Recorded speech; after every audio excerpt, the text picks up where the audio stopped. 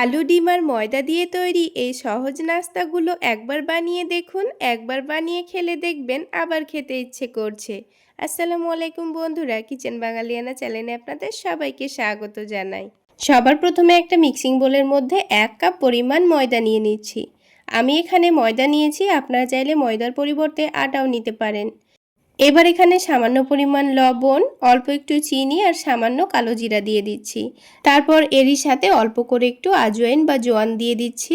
হাতের মধ্যে একটু ঘষে নিয়ে দিয়ে দিলে দেখবেন এর ফ্লেভারটা খুব সুন্দর আসবে। আর যদি আজওয়াইন হাতের কাছে না থাকে সেক্ষেত্রে না দিলেও চলবে। শুকনো উপকরণগুলো একটু ভালোভাবে মিশিয়ে নিয়েছি। এবার এখানে নর্মাল টেম্পারেচারের পানি দিয়ে ডোটা মেখে নেব।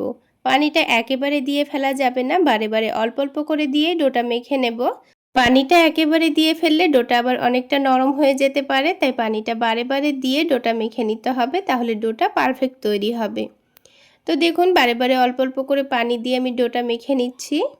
তো ঠিক যেভাবে আমরা রুটি করার জন্য আটা মেখে থাকি সেইভাবে ডোটা মেখে নিতে হবে। খুব বেশি নরমও হবে না, আবার অনেকটা শক্তও হবে না। তো দেখুন ডোটা খুব সুন্দর সফট করে মুথে নেওয়া হয়ে গেছে।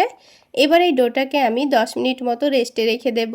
তাহলে এর মধ্যে চিনিটাও খুব ভালোভাবে গলে যাবে আর ডোটা আগের থেকে অনেকটা নরমও হয়ে যাবে। তো ডোটার মধ্যে অল্প করে একটু তেল দিয়ে ডোটাকে খুব ভালো করে মাখিয়ে নিতে হবে। তারপর এটাকে রেস্টে রাখবো। এইভাবে একটু তেল বা ঘি মাখিয়ে রেখে দিলে কিন্তু ডোটা উপর থেকে শুকিয়ে আসবে না। এবার এটাকে ঢাকনা দিয়ে ঢেকে দেব, দিয়ে 10 মিনিট মতো এইভাবে রেখে দেব। অন্যদিকে নাস্তাগুলোর জন্য আলুর একটা পুর তৈরি করে নিতে হবে। তো সেই জন্য আগে থেকে আলু সিদ্ধ করে নিয়েছিলাম।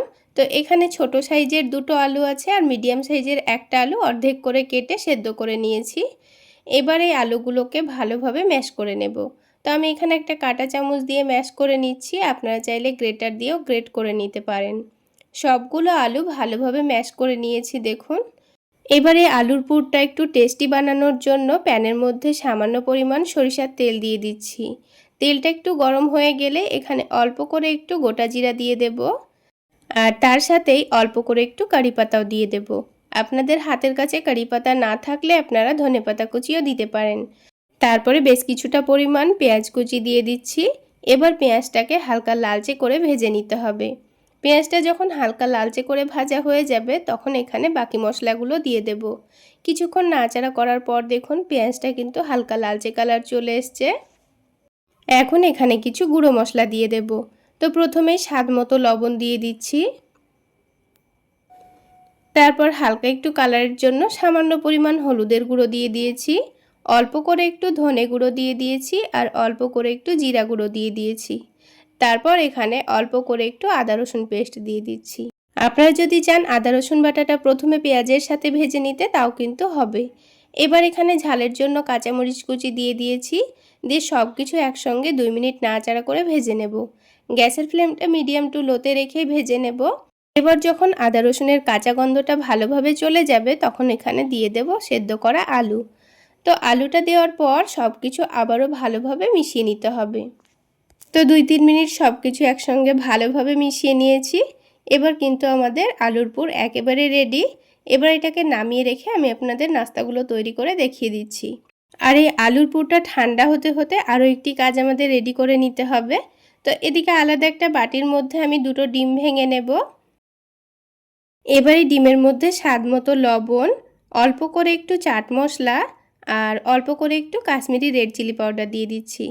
এবার এই গুঁড়ো মশলাগুলোকে ভালোভাবে ডিমের সঙ্গে মিশিয়ে নিতে হবে। তো 2-3 মিনিট সময় নিয়ে ভালোভাবে ফেটিয়ে নিয়েছি যেন মশলাগুলো ডিমের সঙ্গে ভালোভাবে মিশে যায়।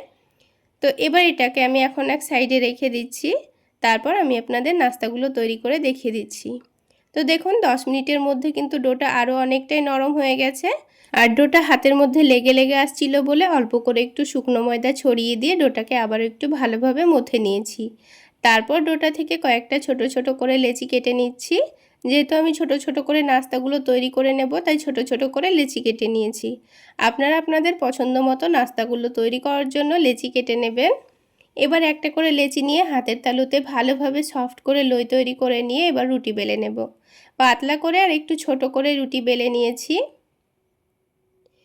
এবারে রুটির চারিদিকে অল্প করে একটু পানি লাগিয়ে দেব, তাহলে নাস্তাগুলো তৈরি করার সময় খুব সুন্দরভাবে সেট হয়ে যাবে। তো রুটির চারিদিকে পানি লাগিয়ে দিয়েছি। এবার যে আলুর পুরটা রেডি করে রেখেছিলাম সেখান থেকে 2 চামচ মতো আলুর পুর নিয়ে মধ্যেখানে রেখে দিয়েছি। তারপর এই আলুর পুরটাকে ভালোভাবে ঢেকে দিতে হবে। তো আমি এখানে চৌকো শেপের নাস্তাগুলো তৈরি করে নিয়েছি, তাই 4টা ভাঁজ দিয়ে আলুর পুরটাকে ভালোভাবে ঢেকে দিয়েছি। তো দেখুন একটা নাস্তা কিন্তু আমাদের তৈরি করা হয়ে গেল, আর পানি দেওয়ার কারণে কিন্তু খুব সুন্দরভাবে সেট হয়ে গেছে। এবার আমি আপনাদের বোঝার সুবিধার জন্য আরও একটি নাস্তা তৈরি করে দেখিয়ে দিচ্ছি। ঠিক একইভাবে এখানে আরও একটি পাতলা করে ছোট করে রুটি বেলে নিয়ে অল্প করে একটু পানি লাগিয়ে দিচ্ছি। তো রুটির চারিদিকে পানি লাগানো হয়ে গেলে এবার মধ্যেখানে আলুর পুরটা 2 চামচ রেখে দিয়ে ঠিক একইভাবে এটাকে চৌকো শেপে ভাঁজ দিয়ে নিতে হবে। তো এইভাবে করে আমি ছোট্ট ছোট্ট করে সবগুলো নাস্তা তৈরি করে নিয়েছি। আর এই নাস্তাগুলো কিন্তু দেখতেও অনেকটা লোভনীয় হয়। চাইলে এইভাবে আপনারা নাস্তাগুলো বানিয়ে বাচ্চাদের স্কুল টিফিনেও দিতে পারেন। খুবই অল্প সময়ের মধ্যে তৈরি হয়ে যাবে আর খেতেও দারুণ লাগবে। তো একটা একটা করে আমি সবগুলো নাস্তা তৈরি করে নিয়েছি। প্রথমে এইভাবে নাস্তাগুলো রেডি করে নিতে হবে। তারপর ভেজে নেওয়ার জন্য প্যানের মধ্যে অল্প করে একটু তেল গরম করতে বসিয়ে দিয়েছি। এবার যে ডিমের মিশ্রণটা রেডি করে রেখেছিলাম, এবার একটা করে নাস্তা নিয়ে ডিমের ব্যাটারে ভালোভাবে ডুবিয়ে নেব। তারপর এটাকে তুলে নিয়ে তেলের মধ্যে দিয়ে দিতে হবে। আর তেলটা কিন্তু অতিরিক্ত গরম হবে না, হালকা গরমই করে নিতে হবে। অতিরিক্ত গরম তেলে আবার এই ওপরের ডিমটা পুড়ে যাবে, কিন্তু নাস্তাগুলো খুব একটা ভালো ভাজা হবে না। তো একটা নাস্তা দেওয়ার পর এখানে আরও একটা দিয়ে দিয়েছি। তো প্যানের মধ্যে এখানে 3টে নাস্তা ভাজা হবে, সেজন্য আমি 3টে নাস্তায় দিয়েছি। তো আপনারা আপনাদের সুবিধা মতো প্যানে যতটা নাস্তা একসঙ্গে ভেজে নেওয়া হবে ঠিক সেইভাবে ভেজে নেবেন। তো দেখুন নাস্তার একদিকটা হালকা ভাজা হয়ে গেছে, উল্টে দিয়ে অপর দিকটাও আমি ভেজে নেব। আর বারবার উল্টে পাল্টে একটু ভেজে নেব, তাহলে নাস্তাগুলো কিন্তু অনেকটাই ফুলবে। তো নাস্তাগুলোকে 2-3 বার উল্টে পাল্টে ভেজে নেব, তাহলে নাস্তাগুলো কিন্তু খুব সুন্দর ভাজা ভাজা হবে, ভেতরে একটুও কাঁচা ভাব থাকবে না, খেতেও ভালো লাগবে। তো দেখুন নাস্তাগুলোর খুব সুন্দর কালার চলে এসছে। এবার আমি তেলটা ঝরিয়ে নিয়ে তুলে নিচ্ছি। আর ঠিক একইভাবে সবগুলো নাস্তা আমি ভেজে নেব। তাহলে বন্ধুরা আজকের এই নাস্তা রেসিপি আপনাদের কেমন লাগলো অবশ্যই কমেন্ট সেকশানে জানাবেন। তো দেখুন বন্ধুরা সবগুলো নাস্তাই কিন্তু অনেকটাই লোভনীয় তৈরি হয়েছে। চাইলে খুবই অল্প উপকরণে অল্প সময়ে আপনারা এইভাবে সকালের নাস্তায় কিংবা রাতের ডিনারে বানিয়ে খেতে পারেন। তাছাড়া বাচ্চাদের স্কুল টিফিনেও দিতে পারেন। আর এই নাস্তাগুলো বানিয়ে খাওয়ার জন্য কিন্তু আলাদা করে কোনো রকম তরকারি করার দরকার নেই, ঝটপট বানিয়ে খেয়ে নিতে পারবেন। দেখুন বন্ধুরা নাস্তাগুলো দেখতে কতটা লোভনীয় হয়েছে। দেখতে যেমন লোভনীয় হয়, খেতে দুর্দান্ত টেস্টের হয়। এবার একটা নাস্তা ভেঙে আপনাদের দেখিয়ে দিচ্ছি, দেখুন। এবার আরও একটি খুবই সহজ পদ্ধতিতে আলু ডিম আর ময়দা দিয়ে নাস্তা বানিয়ে দেখাবো। সবার প্রথমে একটা মিক্সিং বোলের মধ্যে নিয়ে নিচ্ছি 1 কাপ পরিমাণ ময়দা। আপনারা চাইলে আটা দিয়েও কিন্তু নাস্তাগুলো বানাতে পারেন।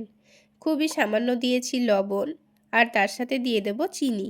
এবারে শুকনো উপকরণগুলো একটু মিশিয়ে নিচ্ছি। এবার বারে বারে অল্প অল্প করে পানি দিয়ে একটা ডো মেখে নেব। তো দেখুন কিছুক্ষণের মধ্যে আমি খুব সুন্দর করে ডোটা মেখে নিয়েছি। এবার এই ডোটাকে ঢেকে আমি কিছুক্ষণের জন্য রেস্টে রেখে দেব। আর ততক্ষণে আমি এদিকে একটা আলুর পুর রেডি করে নেব। তার জন্য আগে থেকে একটি বড় সাইজের আলু মধ্যে থেকে কেটে সেদ্ধ করে নিয়েছিলাম। এবার এই আলুটাকে গরম থাকা অবস্থায় একটা কাঁটা চামচ দিয়ে ম্যাশ করে নিচ্ছি। এই আলুর পুরটা তৈরি করতে মাত্র 2 মিনিট সময় লাগবে, কোনো রকম রান্না করার কোনো দরকার নেই। খুব অল্প সময়ের মধ্যে আপনারা দুর্দান্ত স্বাদের একটি আলুর পুর তৈরি করে নিতে পারবেন। তো দেখুন আলুটা খুব সুন্দর করে ম্যাশ করে নিয়েছি। আলুটাকে এক সাইডে সরিয়ে রেখে নিয়ে নিচ্ছি 5 কোয়া ভাজা রসুন। তো কাঁটা চামচের সাহায্যে রসুনটাকে খুব সুন্দর করে ম্যাশ করে নিয়েছি। এবার এর মধ্যে দিয়ে দেব পেঁয়াজ ভাজা, তারপরে দিয়ে দেব ঝালের জন্য কাঁচা মরিচ কুচি, তার সাথেই দিয়ে দেব অল্প একটু বিট লবণ। স্বাদ মতো বিট লবণ দিয়েছি, আপনারা চাইলে নর্মাল লবণটাও দিতে পারেন।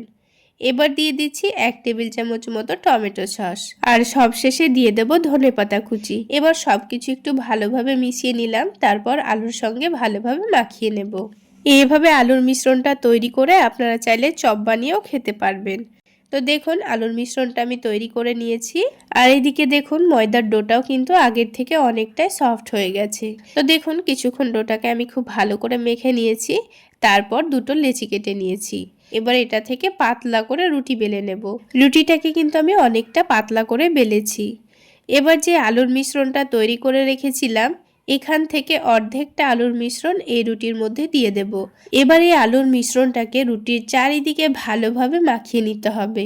এবার আমি এটাকে ভাঁজ করে নেব। তো দেখুন কিভাবে ভাঁজ করছি আপনারা দেখে নিশ্চয়ই বুঝতে পারছেন। তো এইভাবে রুটিটাকে ফোল্ড করে নিতে হবে। তো রুটিটা দেখুন লম্বা করে ফোল্ড করে নিয়েছি। এবার রুটিটাকে পিস পিস করে কেটে নাস্তার শেপগুলো দিয়ে দেব।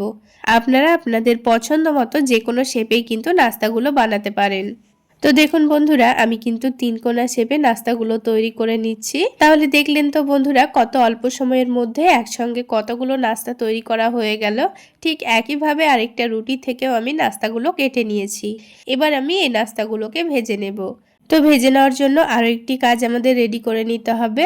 এখানে একটা ছোট বাটির মধ্যে একটা ডিম ভেঙে নিচ্ছি। এতগুলো নাস্তা তৈরি করতে কিন্তু আমাদের একটা ডিমই লাগবে, খুব বেশি ডিমের প্রয়োজন হয় না। ডিমটাকে শুধুমাত্র একটু লবণ দিয়ে ভালোভাবে ফেটিয়ে নিচ্ছি। তো আমি কাজটা একটা কাঁটা চামচ দিয়েই করে নিচ্ছি। এবার একটা করে নাস্তা নিয়ে নেব, তারপরে ডিমের ব্যাটারে ডুবিয়ে নেব।